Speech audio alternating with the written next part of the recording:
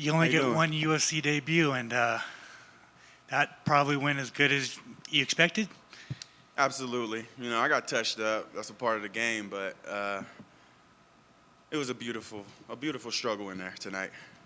It's been a couple minutes since your fight, man. But overall, obviously you're gonna go back and watch it a couple of times because it ended so short. But how'd you feel about your performance?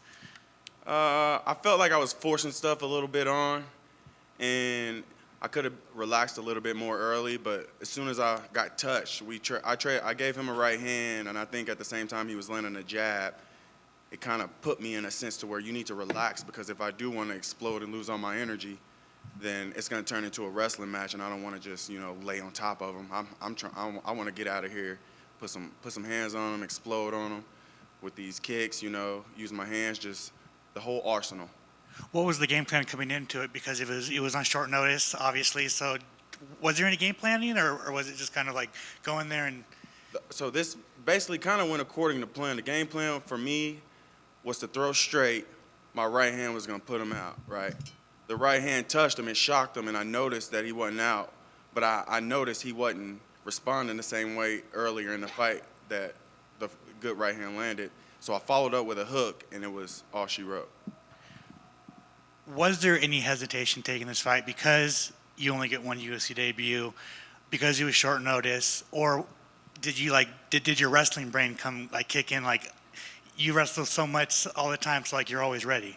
Yeah, for me, I'm not just some dumbfounded fighter out here like, oh, I got an opportunity. I know what my abilities are. Do I want to take it?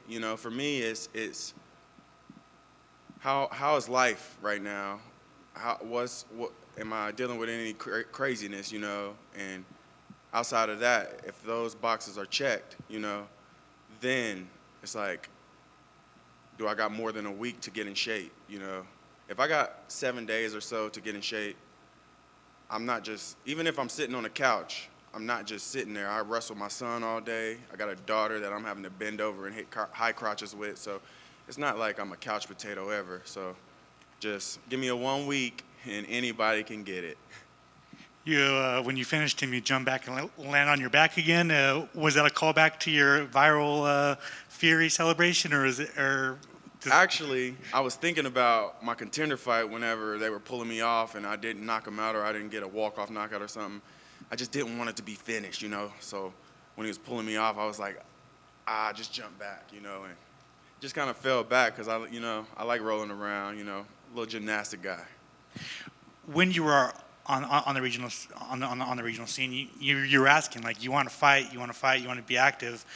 Now that you're in the UFC, you can be as active as you basically want. So what's kind of your plan for 2025? Finish this whole contract out, get a new one, build any holes in my game, and then attack for a championship early 2026. So you're looking for a title shot next year?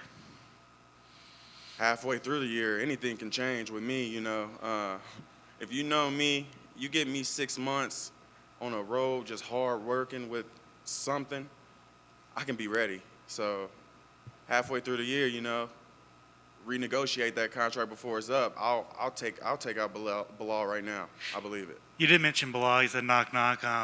What do you think of him as a champion?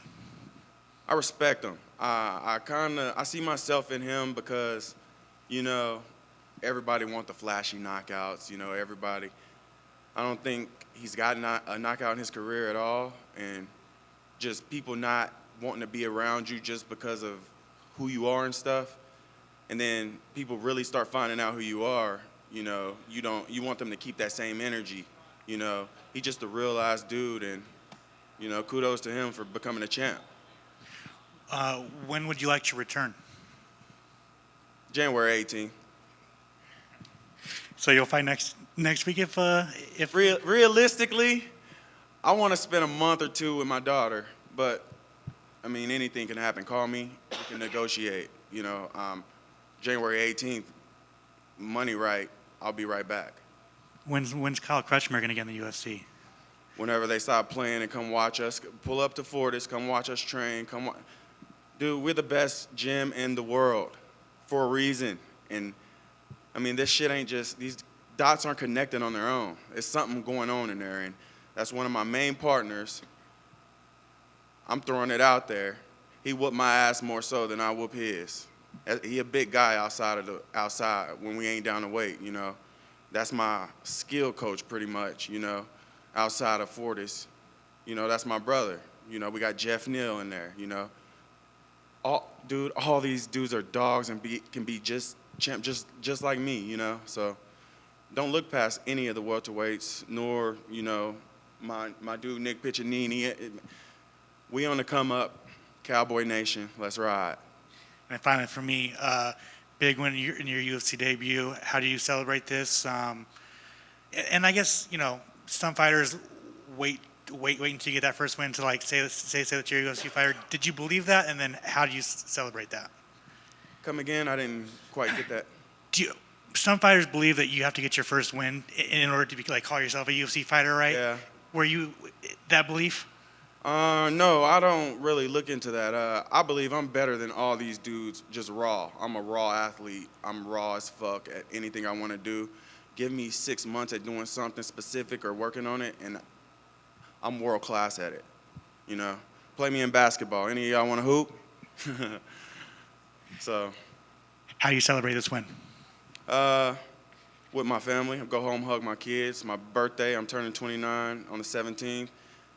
I'm just gonna go home and just hug on my kids. I'm a couch potato, but not a lazy one. You know, I still get up and work, but as soon as I'm done working, I want to get right back on the couch and cuddle my little girl before she walking and running and like pushing me away. Congrats. Appreciate you. Well done tonight, sir. Maybe not to your left. Gotcha. You talking about hoop, but that knockout was nothing but net. If that's a $50,000, Yeah. what are we doing this weekend? Bottles popping, baby.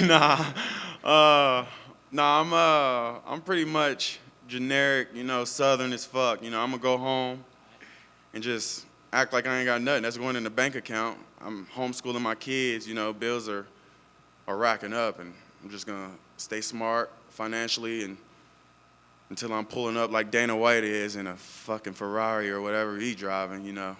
Job's not done. Right now, man. Walk me through that finish, please. Last for me.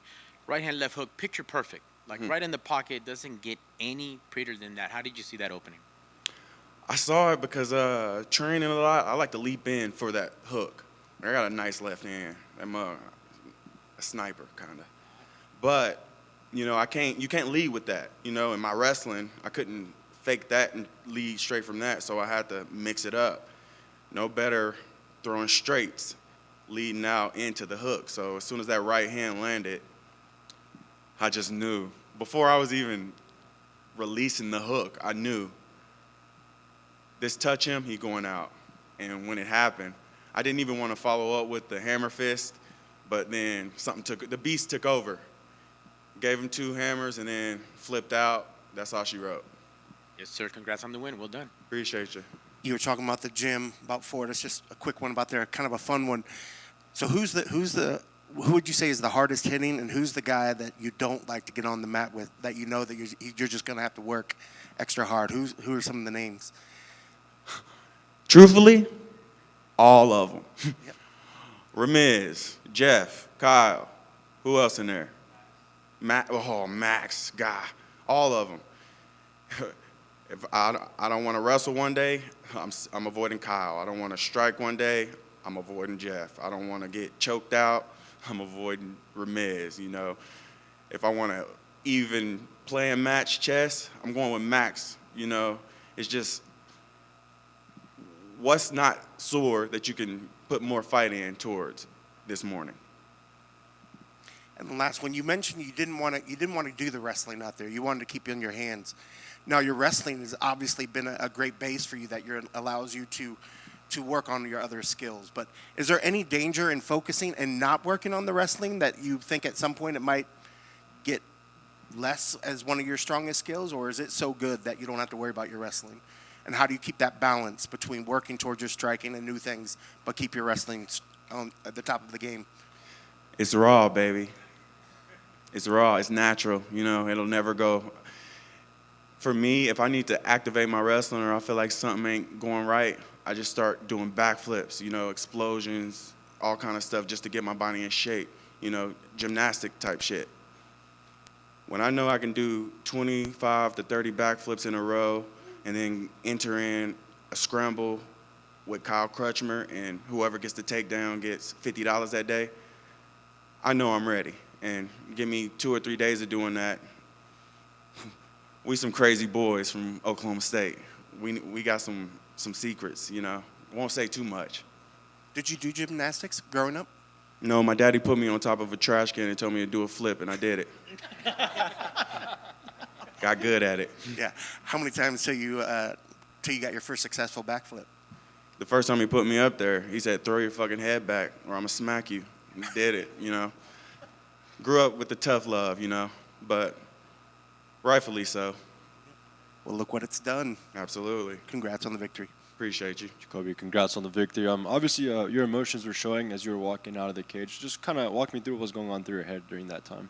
Man, I feel like I've been broken down, man. I'm glad you asked that because coming right out of college, you know, I wanted to be a 4-time champ, only won it twice, you know, then transferred over to Oklahoma State, you know, only All-American once, doing all that. I know what I'm capable of, you know, and I had to get surgery, and I was down bad, but I was still taking fights. I had knee surgery and wrist surgery, and I'm just now getting to the point where it's like I done forgot about it. And all through this, my wife has been taking care of me. She had a dietitian, Baylor Scott White, and it just feels good to know that Daddy is finna be taking care of everybody, you know. You don't need to work if you don't want to work, and, you know, Daddy, I'm keeping my word, you know. My goals are coming true, you know. I wrote this down years before I got the surgery, and it's becoming, I wrote a book about this, and it's actually unfolding, you know. Won't say too much on it because I'm trying to build some things on top of it, but there's some nice shit coming from Jacobe Smith. That's awesome to hear, man. Obviously, with you mentioning Belal and now your aspirations for gold and next year, when we look at that 170-pound division, we know it's kind of going through a shift right now where we see younger fighters break into some good spots. So what do you make of this current state of your division, and how do you see yourself kind of crashing the party for other fighters with aspirations?